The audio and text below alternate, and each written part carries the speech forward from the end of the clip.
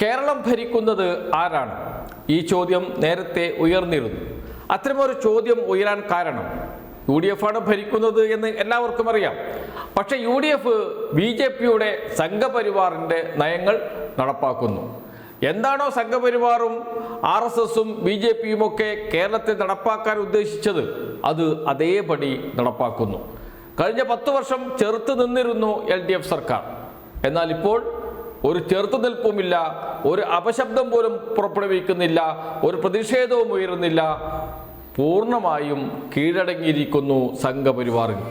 ഉന്നത വിദ്യാഭ്യാസ മേഖല പൂർണ്ണമായും സംഘപരിവാർ സംഘടനകൾക്ക് വിട്ടുകൊടുത്തു. ഗവർണറാണ് അവിടെ കാര്യങ്ങൾ തീരുമാനിക്കുന്നത്. നമുക്കൊരു ഉന്നത വിദ്യാഭ്യാസ മന്ത്രിയുണ്ട്, റോജി എം ജോൺ. ഒരക്ഷരം മിണ്ടുന്നില്ല. മുഖ്യമന്ത്രി പ്രതിഷേധിക്കുന്നേയില്ല, മിണ്ടുന്നേയില്ല. ചിലപ്പോഴൊക്കെ ഒരു ഫേസ്ബുക്ക് പോസ്റ്റ് ഇടും, എന്നിട്ട് ഞാൻ ഇതാ പറഞ്ഞല്ലോ എന്ന് പറഞ്ഞു നടക്കും. അതൊന്നും ഗൗനിക്കുന്നില്ല ഗവർണർ. ശക്തമായ പ്രതിഷേധം, നിയമ നടപടികൾ നടപ്പാക്കുന്നില്ല. അതോടൊപ്പം BJPയുടെ നയങ്ങൾ, PM ശ്രീ, PM ആവാസ് യോജന, എന്തിനേറെ പറയുന്നു വഖഫ് ബോർഡിൽ അമുസ്ലിങ്ങളെ ഉൾപ്പെടുത്തുന്നതടക്കമുള്ള തീരുമാനങ്ങൾ വരാനിരിക്കുന്നതേയുള്ളൂ. അതിന് എല്ലാ പിന്തുണയും നൽകുന്നു മുസ്ലിം ലീഗും. എന്ന് വച്ചാൽ മൊത്തത്തിൽ ഒരു BJP സർക്കാർ കേരളത്തിൽ ഭരിക്കുന്ന പ്രതീതിയാണ് UDF സർക്കാർ ഉണ്ടാക്കിയിരിക്കുന്നത്. അങ്ങനെ ഇരിക്കുമ്പോഴാണ് മറ്റൊരു ചോദ്യവും കൂടി ഉയരുന്നത്. കേരളം ഭരിക്കുന്നത് പീഡന വീരന്മാരും ബലാത്സംഗ വീരന്മാരുമൊക്കെയാണോ എന്ന ചോദ്യം. ആണ് എന്നതിൻ്റെ ഉത്തരം വന്നിരിക്കുന്നു.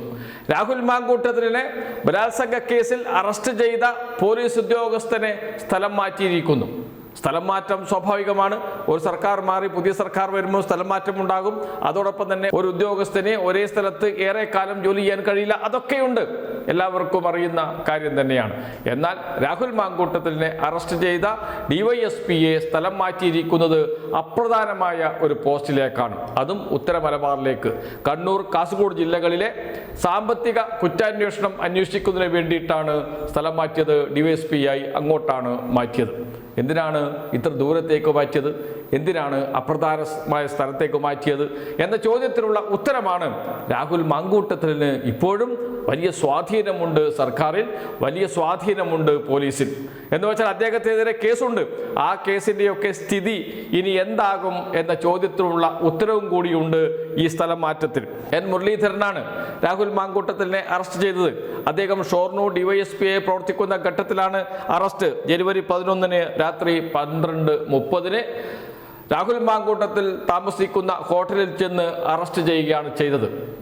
അതിൻ്റെ പ്രതികാരമായിട്ടാണ് ഇപ്പോൾ സ്ഥലം മാറ്റിയിരിക്കുന്നത്. നേരത്തെ അദ്ദേഹത്തെ സ്ഥലം മാറ്റിയിരുന്നു.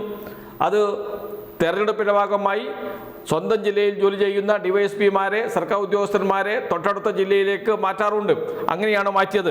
അദ്ദേഹം തൃശ്ശൂർ കുന്നംകുളം DYSP ആയിട്ടാണ് ഇപ്പോൾ പ്രവർത്തിച്ചു കൊണ്ടിരിക്കുന്നത്. N മുരളീധരൻ സ്വാഭാവികമായും തെരഞ്ഞെടുപ്പ് കാലം കഴിഞ്ഞ് പുതിയ സർക്കാർ അധികാരത്തിൽ വന്നു കഴിഞ്ഞാൽ സ്വന്തം ജില്ലയിലേക്കോ അതല്ലെങ്കിൽ നേരത്തെ ജോലി ചെയ്ത സ്ഥലത്തേക്കോ വീണ്ടും പുനർനിയമിക്കാറുണ്ട്.